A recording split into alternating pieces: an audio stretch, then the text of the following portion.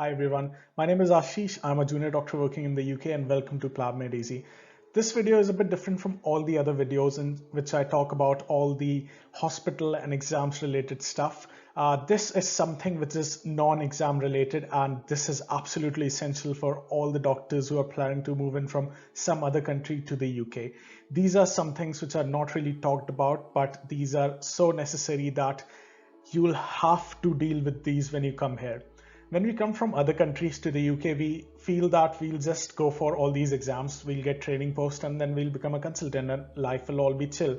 But unfortunately, it doesn't work like that. I wish I had this video for me when I first came to the UK, but I didn't had this video. So I am making this video for all of you so that you can work on these from your day one when you come here. If you want more such videos, click on the like button, share this with everyone, and subscribe to the channel so that this content gets promoted and many other people can get help from this. Let's start. First important thing to do, get a driving license if you are living in the UK. To get a driving license, you need to go online, fill a form. They will send you a provisional license.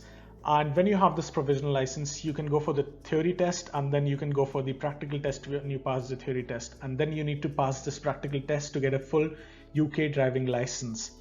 I procrastinated on this process a lot, and when I started on this process, we were hit by the COVID-19 pandemic, and it took me more than a year to finally get my UK full driving license. And this is absolutely essential if you're living in the UK and you're driving a car. So please start working on this process from your day one. The process is a bit difficult because the exams are challenging. The theory test is a bit easy, but it's very different to the rules which we have in our home countries. So you'll have to study for this theory test well. And there's a separate section called hazard perception test in the theory test, on which you'll have to identify all the hazards.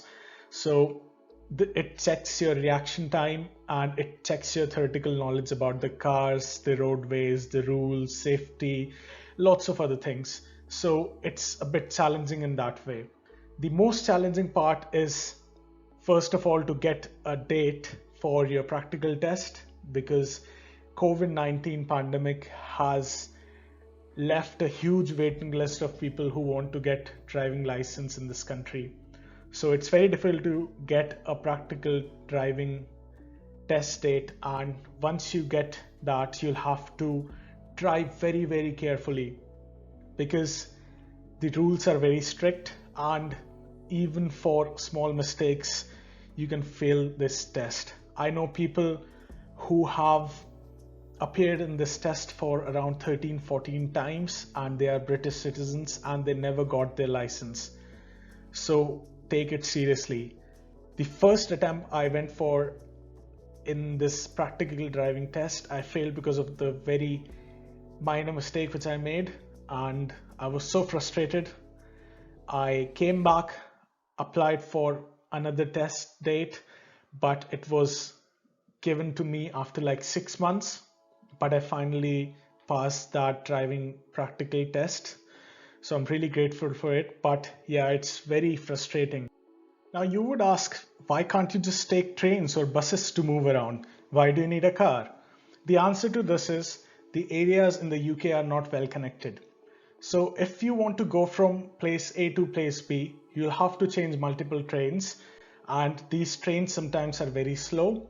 And if you live in different countries, so if you live in Wales or if you live in Scotland and if you want to travel to England for a course, then you'll have to change multiple trains, and there can be a long gap between both these trains.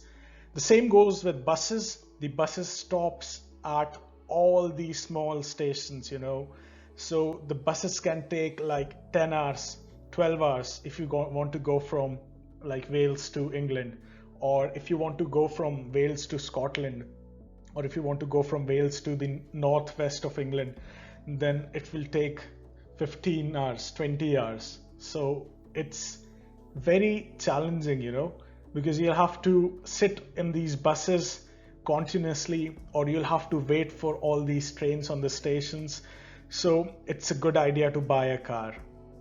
Another important point to know is that if you want to become a GP in this country and if you want to apply in GP training, then you need to have a driving license, because you need a car to drive to the patient's house in case of home visits, right? So the deanery under which you will be going for the GP training, they will make you sign a form which will say that you will have a full UK driving license and you will be able to drive a car when you are a GP trainee. So bear that in mind and start working on the UK driving license when you first arrive in the UK from the day one. The next thing to do after sorting out your UK driving license is to plan on buying a car.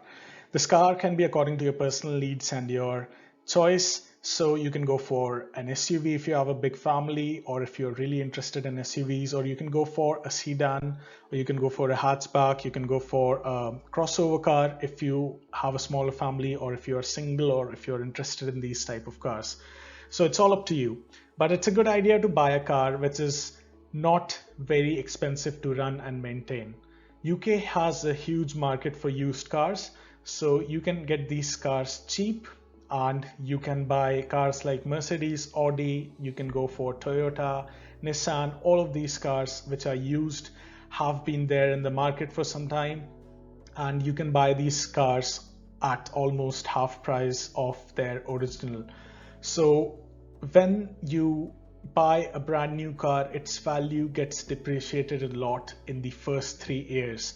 So it's recommended to buy a car which is 3 years old and it's not run for a lot of miles. So a lot of people say that trying to buy a car which is like 20,000 miles or from 20 to 50,000 miles can be a good option for most people. So try to buy such car. A lot of doctors, when they come to the UK, they try to buy really expensive cars which are really expensive to buy upfront and they are expensive to maintain as well. So you should buy a car which you can really afford. A good way to check if you can afford a thing is to ask a question. If the thing gets lost the next day, can you buy it again? And if you are not able to buy it again, then you can't afford it. For example, if you have an iPhone, if this gets lost the next day, will I be able to buy it again? The answer is yes, so I can afford this. So this is the question which you should ask before buying anything, and this will really help you in the long run.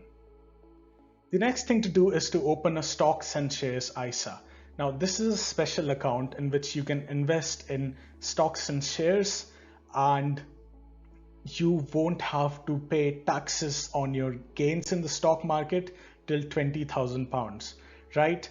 So if you are new to stocks and shares, if you invest in a company and if that company makes profits, and if you try to get those profits in your bank account, then you'll have to pay some taxes to the government. Now, stocks and shares ISA is a very good option for people in the UK. So for all the profits which you make till £20,000, you won't have to pay a single penny in taxes. So that's an advantage of it. And stocks and shares ISA is a really good way to make money from your money which you're earning every day, because if you invest your money in stock market and if you just invest your money in the index funds, it will grow at a rate of 7% annually at minimum. So you'll be making a lot of money with the help of the compound interest. So this is something you should really consider if you're new to the UK and you're starting to invest. There are lots of companies which can open this stocks and shares ISA for you, and it can be your own banks such as Barclays, Lloyds, or HSBC, or any of the other banks which you might be a part of, or they can be some private companies as well, such as Vanguard, HL. And Vanguard is a really good company because it has the lowest processing costs and lowest investing costs. So Vanguard is a really good place where you can open your stocks and shares ISA. So invest in this ISA and then you'll be able to make more money out of your hard-earned money. The next thing to do is to find a good apartment to live in. So when I moved to the UK and I started living in hospital accommodation, and then after like 2 months we were hit by the COVID-19 pandemic. So all the outside apartments were pre-booked and they were not available for viewing, and they were not available for renting. So I ended up living in the hospital accommodation for quite a long time. Now, hospital accommodation can be good for some people, but there are a few advantages and disadvantages to that. So in advantages, you can say that they are like really cheap. So I was paying £280 a month, and I didn't have to pay water bills, electricity bills, council tax. I didn't have to sort out my garbage into recyclable one, recyclable one, glass bottles, and all of these things. So that was a good thing. But one of the other advantages was that I didn't have to buy a car or use any public transportation because I was just living next to the hospital. Okay. Some of the disadvantages to living in the hospital accommodations are it lacks privacy. So you'll be sharing your flat with a lot of other doctors, and you'll have common bathrooms and you'll have common kitchens. And I don't really know how good it is for your mental health to live with people who you don't know, right? Because there can be small problems which can increase over time. So there can be problems like lack of cleanliness in the kitchen, or your stuff going missing, or noise when you're trying to sleep. So there are things like that. So when I got a chance to move out of the hospital accommodation, I just paid all the balance up front. I didn't even view this flat in person, and I just moved here. So I'm currently living outside the hospital, and I have my own 2 BHK place. So it's a good place, and it's a lot of peace of mind for me. So yes, it's a good idea to live in a good place, and it's a good idea to find an apartment as soon as possible for you to live in. Great. So this is the end of the video. Those are my 4 top tips for new doctors who are starting to live in the UK. If you want more content like this, click on the like button, share this with everyone, and subscribe to the channel. I'll see you soon. Thanks a lot for watching.